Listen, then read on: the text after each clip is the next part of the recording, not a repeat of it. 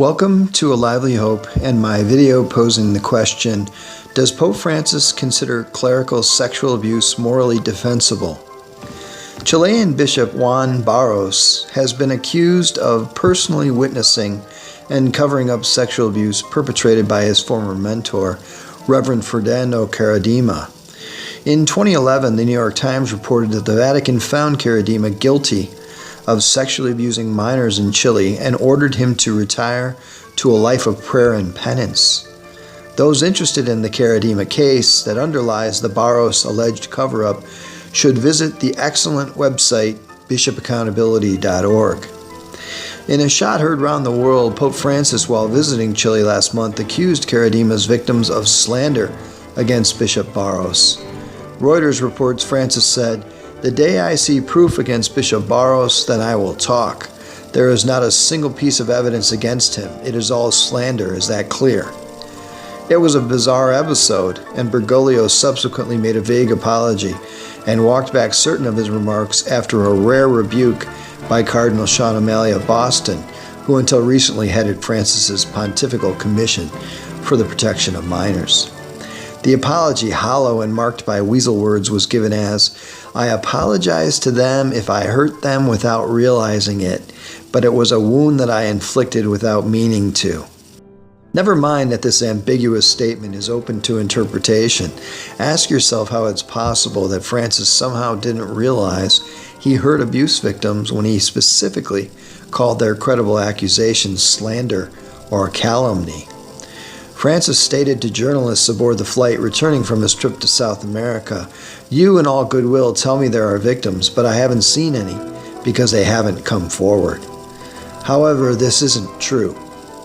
In 2015, 3 abuse victims came forward and in a written statement said that Barros is a man we know and have accused of witnessing abuse, our abuse.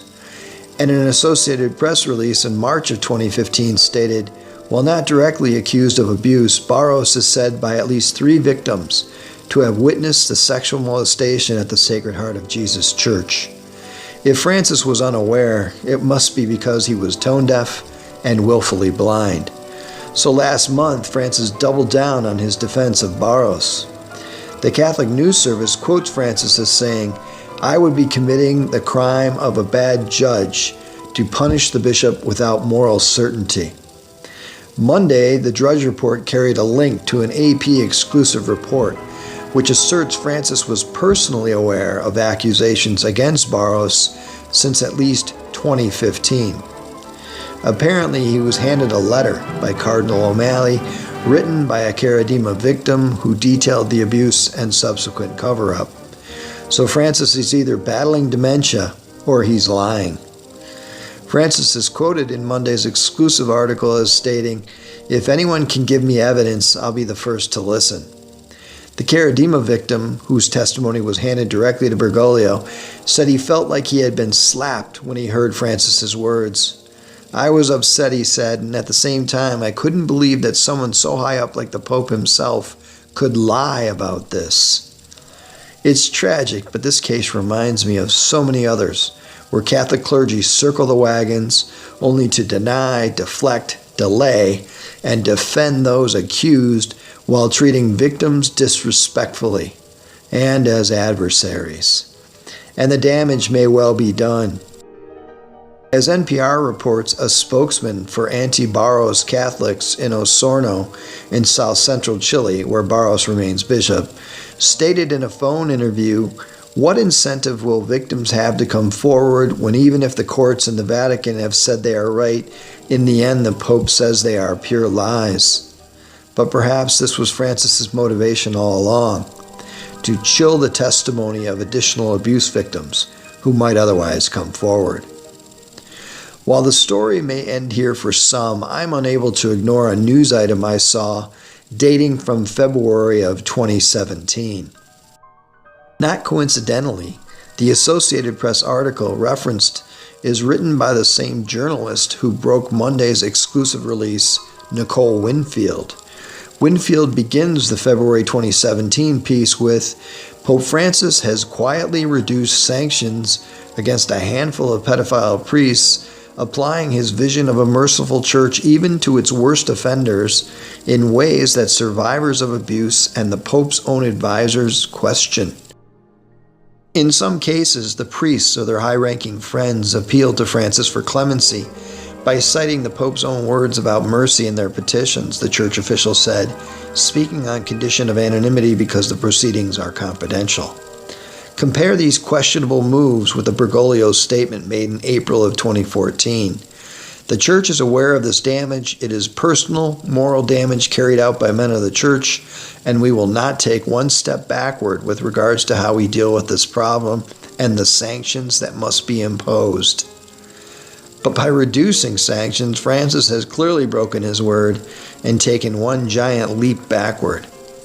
Adding insult to injury, Greg Burke, director of the Holy See Press Office, is quoted in the February 2017 AP article as stating that Francis's mercy was even directed at, quote, those who are guilty of heinous crimes, unquote. While Bergoglio has used zero-tolerance rhetoric since 2014, he's done nothing substantively to ensure abuse is rooted out timely and thoroughly, and that victims are treated respectfully and meted out the justice they clearly deserve. Bergoglio is apparently more motivated by mercy to place reduction of sanctions for those guilty of heinous crimes ahead of justice and humane treatment for the victims of sexual abuse. Francis recently said he believes that sex offenders suffer from a disease, a medical term often used by defense lawyers to suggest mitigating factors in canonical sentences. Marie Collins, Irish abuse victim and a founding member of Francis's Pontifical Commission for the Protection of Minors, states, all who abuse have made a conscious decision to do so. Even those who are pedophiles, experts will tell you, are still responsible for their actions. They can resist their inclinations. While mercy is important, justice for all parties is equally important, Collins continues. If there is seen to be any weakness about proper penalties, then it might well send the wrong message to those who would abuse. It's worthwhile to note that on March 1st, 2017, Collins resigned as a member of the Pontifical Commission for the Protection of Minors because she said that what was happening behind closed doors conflicted with what was said in public, and that Pope Francis does not appreciate how his actions of clemency undermine everything he does in this area. Collins stated in an article she wrote for the National Catholic Reporter, I feel I have no choice but to resign if I am to retain my integrity. The Commission, which has lapsed into inactive status, made numerous recommendations, none of which have been implemented. Why is this? Additionally, there are no longer any Commission members who are victims of abuse. Did Bergoglio submarine the Commission? Was it just bureaucratic window dressing and never intended to be an effective advisory body? The AP article from February 2017 notes that victim advocates have long questioned Francis's commitment to continuing Benedict's tough line, given he had no experience dealing with abusive priests or their victims in his native Argentina. But is this truly the reason he's not committed, or is it because Bergoglio holds beliefs at odds with conventional morality? In September of 2015, while visiting the United States, Francis addressed a group of approximately 300 bishops at the Cathedral of St. Matthew the Apostle. I am also conscious of the courage with which you have faced difficult moments in the recent history of the Church in this country, without fear of self-criticism and at the cost of mortification and great sacrifice.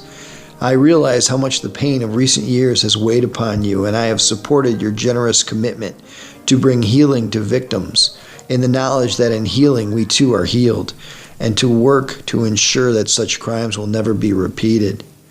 Victims of clerical sex abuse, crimes often covered up by bishops who moved known predators from location to location, were rightfully outraged by the pontiff's remarks.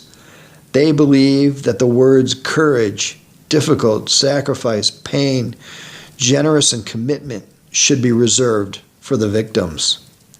So let me stop for just a minute and ask you, Are you seeing a pattern emerge in terms of Bergoglio's words and actions? And what I find to be the most egregious of Francis's actions are his continual calls from 2014 to the present for victims of abuse to forgive their priest abusers and the Catholic Church. But how can these courageous, though deeply damaged people forgive a church and its leaders when they refuse to take the appropriate steps to curb further abuse?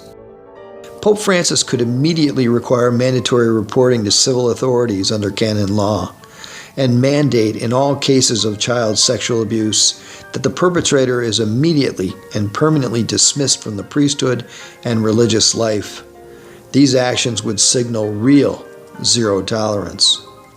As Kieran Tapsell, retired civil lawyer and author on canon law, recently wrote in an excellent article in The Guardian, ambiguous statements and phony arguments of the kind that Francis has been employing has led in the past to the word Jesuitical entering the English language.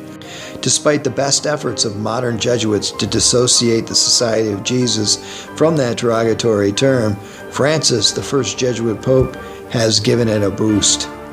Tapsell demonstrates that Bergoglio's claims of zero tolerance don't agree with the data.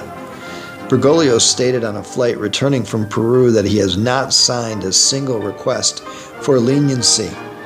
But it's all just word games, as there are actually 3 ways under canon law in which a priest might be dismissed. So while it may be true that Francis hasn't signed a single request for leniency, it is also true that he has rejected numerous of the Congregation for the Doctrine of the Faith's recommendations to dismiss some of the worst offenders, instead granting them leniency and the opportunity to live a life of prayer and penance with restrictions on their public ministry. So he's clearly disingenuous and practicing deception. Is it mercy, tolerance, or what?